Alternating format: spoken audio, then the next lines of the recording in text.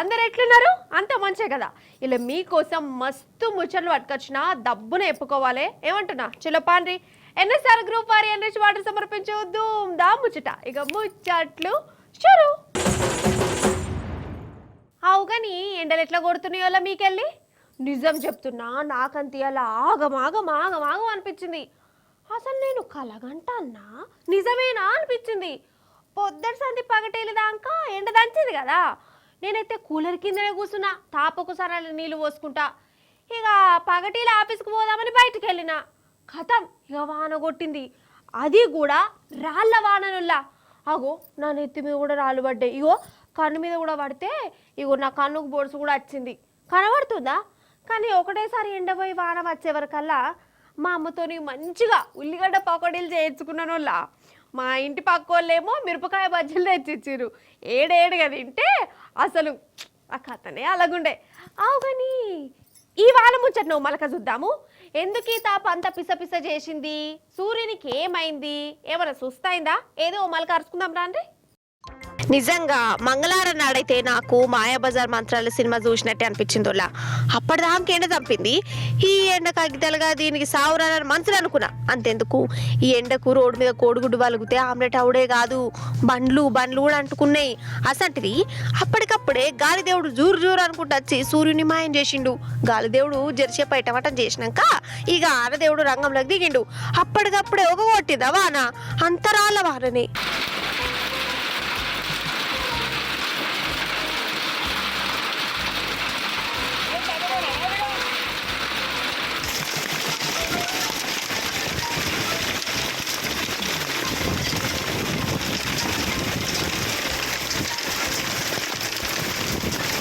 ఇగో వీళ్ళు చూడుర్రి, కింద పడ్డ రాళ్ళని ఏరుకుంటే సంబరపడుతురు.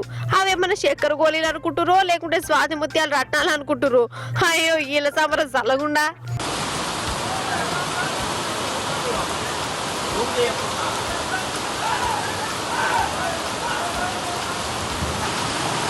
ఇక మన పట్నంలోనైతే మస్తు ట్రాఫిక్ జామ్ అయిందిలా. నేను కూడా ఇరుక్కున్న ట్రాఫిక్లా. రోడ్లే చక్కగా వల్లే చెరువులు లెక్క మారిపోయినాయి. ఇక రోడ్డు మీదకి వచ్చిన నీళ్ళని చూస్తే నాకు రేవంత్ సారే మతికొచ్చిండు. ఇడ వెనకటి చెరువు ఉండే కావచ్చు. ఇక హైడ్రా పేరు పెట్టి బంగ్లాలను దుకాణాలను ఊల కొడదామని అనుకుంటుండా ఏంది అని అనిపించింది. నాకనే కాదు, ఆడ వానకు దడవకుండా నిలబడ్డోళ్ళు గిట్లనే మాట్లాడుకుంటా రేవంత్ సార్ను బనాయించిరు. సరే, ఈ వాన రేవంత్ సార్ ముచ్చటెందుకు కానీ ఇక ఇంకో దిక్కు మన హైదరాబాదులే కాదు, తెలంగాణ అంతటా జోరుగానే పడ్డది. ఇన్నొద్దులు ఎండతోని గావర అయినోళ్ళు ఈ వాన చినుకును వడుడుతోనే పానం నిమ్మలం చేసుకున్నారు, చల్లబడ్డరు.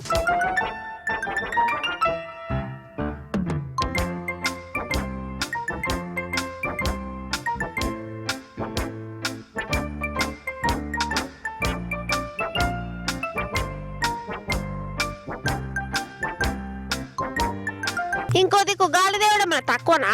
సుడిగాలి లేపిండోలా జనాలను గాయ చేసింది. ఈ సంగారెడ్డి జిల్లాలు చుట్టూరు ఏదో పేరంటని అర్థ అంటే సుడిగాలి ఆ టెంట్లనే కూలగొట్టింది. జనాలు ఎక్కడికక్కడికి ఉరుకుడు పెట్టిరు.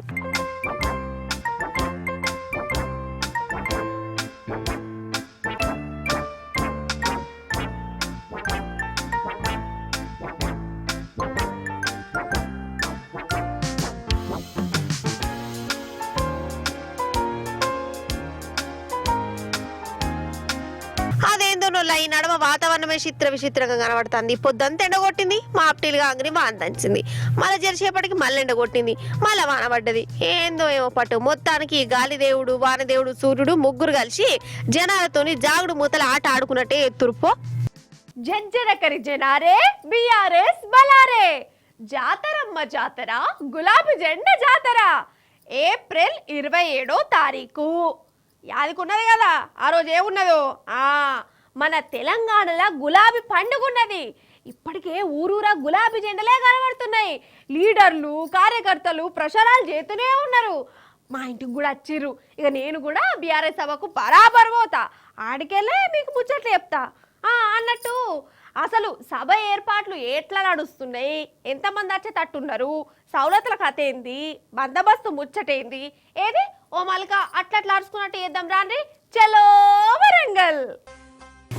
జబ్బకు సంచి చేతుల జెండా, జాతర బోదువా తెలంగాణ జాతర బోదువా.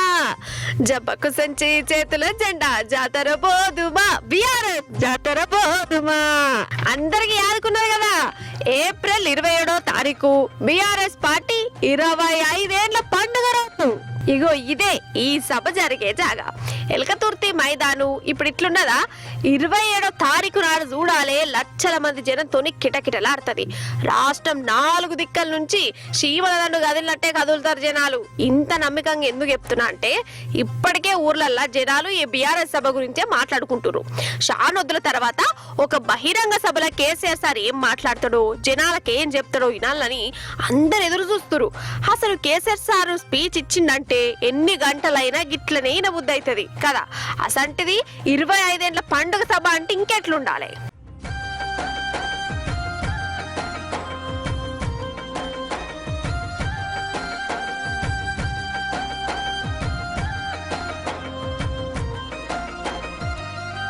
ఇక ఇంకో దిక్కు మన గులాబీ లీడర్లు కార్యకర్తలు ఊరూరా తిరుగుతారు, ర్యాలీలు తీస్తురు, మీటింగ్లు పెడుతురు, జనాలను ఈ సభకు రావాలని ఇంటింటికి పోయి పిలుపునిస్తురు. ఇక ఎమ్మెల్యేలు కూడా గోడల మీద పెయింటింగ్లు వేస్తురు, చెలో వరంగల్ అని.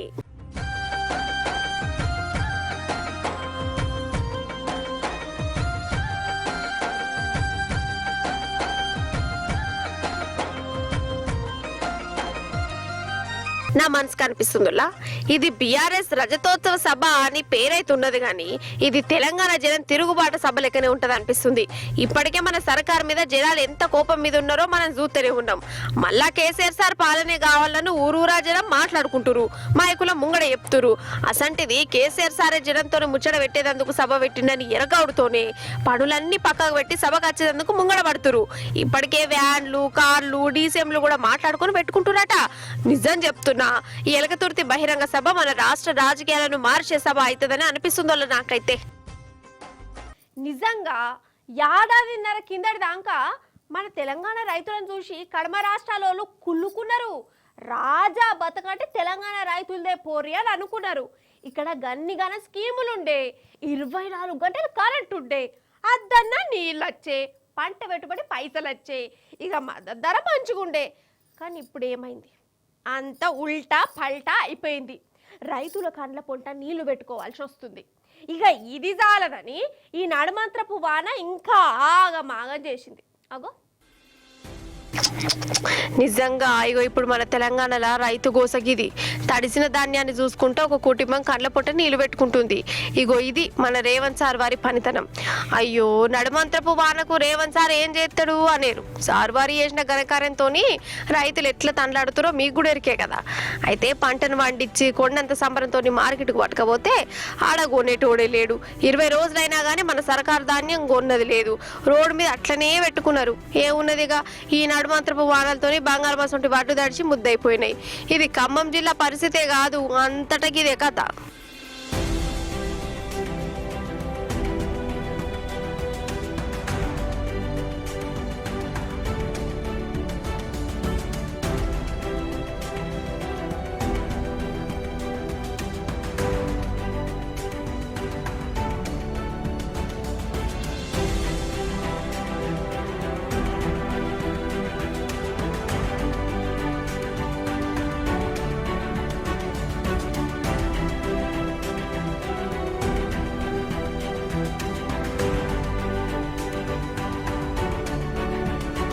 అసలు నీకు నీళ్ళు ఇచ్చింది లేదు, కరెంటు చక్కగా ఉన్నది లేదు, రైతు బంధు రాకపాయే, రుణాలు మాఫీ లేకపాయే, కమస్క మద్దతు ధర కూడా ఇవ్వకపాయే, పుండు మీద కారం చల్లినట్టు వండించిన వంటను కొనేందుకు సర్కారు ముంగడికి రాకపాయే. రెక్కల కష్టం చేసి వండితే ఇప్పుడు ఆ పంట గిట్ల నీళ్ళ పాలైపోయింది. ఎంత కష్టం అనిపిస్తుంది మనసుకు.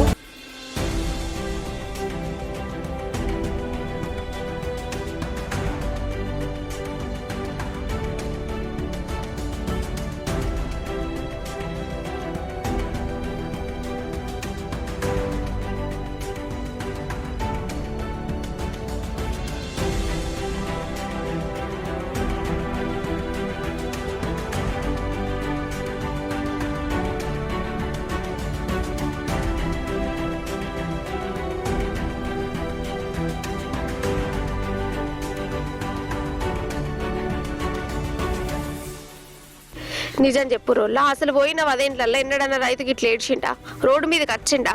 అప్పుడు కూడా గిసోంటి నడుమంతరం వానలు బొచ్చడం అట్లా వచ్చినాయి, కానీ రైతు లాస్ అయింది లేదు. ఇప్పుడు చూడు, రాజులు లెక్క బతికిన రైతు ఇప్పుడు కండ్ల ముందే గిట్ల అయిపోవాల్సి వస్తుంది.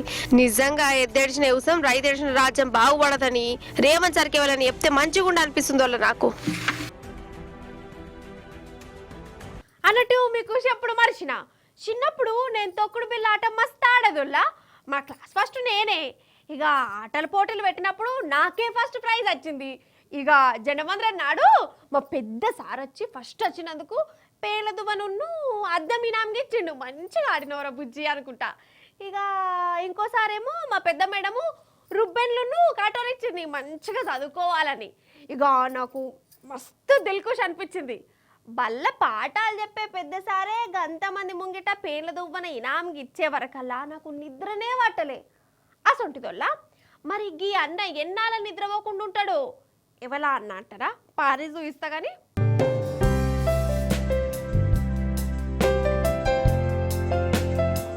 ఆహా, హీరో లెక్క నడుచుకుంటూ వస్తాడు కదా, ఎవరి కాడికి అనుకుంటారు? అగ్గో మన ప్రధాని మోడీ సార్ కాడికే. ఇక ఈయన చూసుడుతోనే మన మోడీ సార్ మస్తు దిల్ ఖుష్ అయిండు. సోఫాలో కూసబెట్టిండు. ఇక చేతుల బూట్లు పెట్టి ఇక దొడుక్కో పిల్లగా అన్నాడుల్లా. అంటే ఆన్నే కెమెరా మ్యాన్లు కూడా ఉన్నారు అనుకోరి, మంచి వీడియోగ్రాఫర్ కూడా ఉన్నాడు. సరే ఉండని మనకెందుకు కానీ, అయితే ఈయన బూట్లు తొడుక్కునేటప్పుడు సాక్తులు చక్కగా వేసుకున్నట్టున్నది. ఇక మోడీ సార్ దగ్గర ఉండి గిట్ల కాదు అట్లా తొడుక్కొని మంచిగా నేర్పిండు.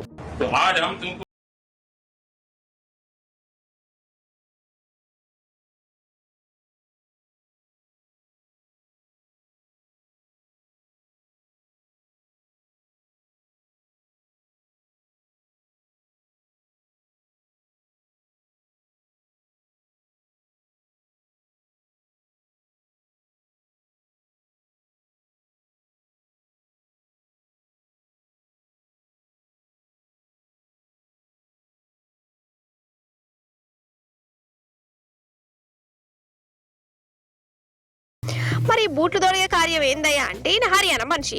మోడీ సార్కి అభిమానట. 14 ఏళ్ల కిందట ఒక ఒట్టు పెట్టుకున్నాడు, మోడీ సార్ ప్రధాని కావాలి, అప్పుడైతే నేను గల్తా, అప్పటిదాకా నేను చెప్పులు దొడుక్కోనని అటు పెట్టిండు. ఇక మోడీ సార్ ప్రధాని అయిపోయి 11 ఏళ్ళు అవుతుందాయే.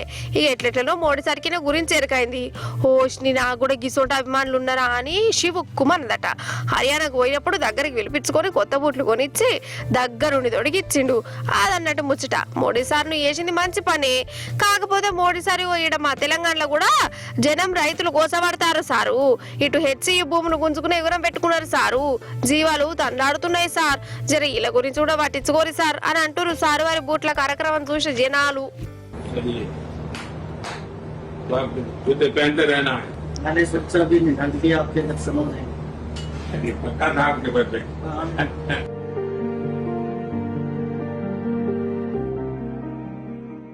అయితే సినిమాలల్లా బాలకృష్ణ సినిమాలే వేరయ్యా అని అంటారు కదా, అందుకే బాలకృష్ణ సినిమా పడ్డప్పుడు ఇంట్లో బాలయ్య బాబు చేసే సాహస విన్యాసాలు నరమానవులు ఎవ్వరూ చేయొద్దు, ఇది బాలయ్య బాబుకే సాధ్యం, సాదాసీదా మనుషులకు సాధ్యం కానే కాదు అని సినిమాకు ముందు ఏదైనా రాసి పెట్టాలి.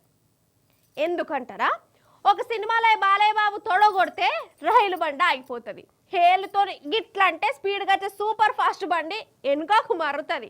ఇక బాలయ్య బాబు నురుకుమంటే రైలు బండి కంటే స్పీడ్గా ఉరుకుతాడు.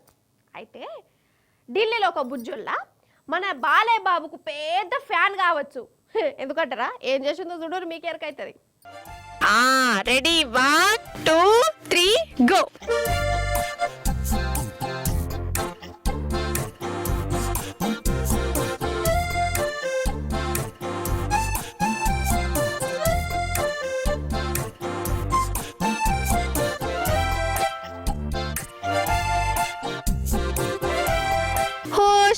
కళాపోషణ సల్లగుండా ఏమైందే తల్లి, డైరెక్ట్ రైలు బండితోనే పోటీ పడుతున్నావు. సరే పడితేవి కానీ ఒలింపిక్ ఆటలలో పోయినా ఒక అందం సందం, కానీ రీళ్ళ కోసం రైలు బండికి పోటీ ఇచ్చుడేంది అసలు కాదులా. అసలు ఈమె ఏమన్నా మన బాలకృష్ణ అనుకుంటుందా ఏంది? కొంపదీసి టీవీలో బాలకృష్ణ పల్నాటి బ్రహ్మరాయుడు సినిమా చూసి ఆదర్శంగా తీసుకున్నదా, లేకుంటే ఏంది మరి రైలు బండితో పోటీ పడ్డేంది? ఇక అమ్మగారు చేసిన వీడియోను సోషల్ మీడియాలో నన్ను చూడుర్రి, నా ఊరుకుడు చూడుర్రి అనుకుంటూ పెట్టింది. ఇక ఇది గిర్ర తిరిగి రైల్వే ఆఫీసర్ల దాకా పోయింది. హాలుకుంటారా, అంత మంచి ఉరికినందుకు బుజ్జం మీద కేసు పెట్టిరట.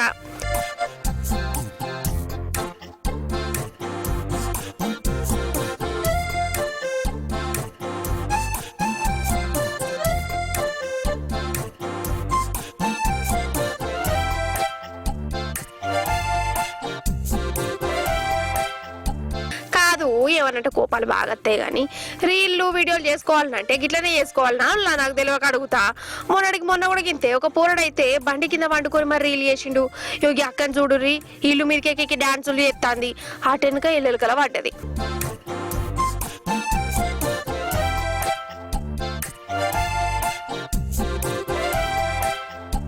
ఇవేం పర్ఫార్మెన్స్లు అసలు. ఇట్లా ఏతనే ఫేమస్ అయితే మనం అనుకుంటుర్రో, ఫేమస్ అవుడు కాదు పానాలే పోతాయి. ఇట్లా ఎంతో మంది పోయినాయి కూడా. అయినా కానీ నా పాట నాదే అనుకుంటా యోగి ఇట్లా సాహస వీరులు అయిపోయి అసలుకే సరి తెచ్చుకుంటారు.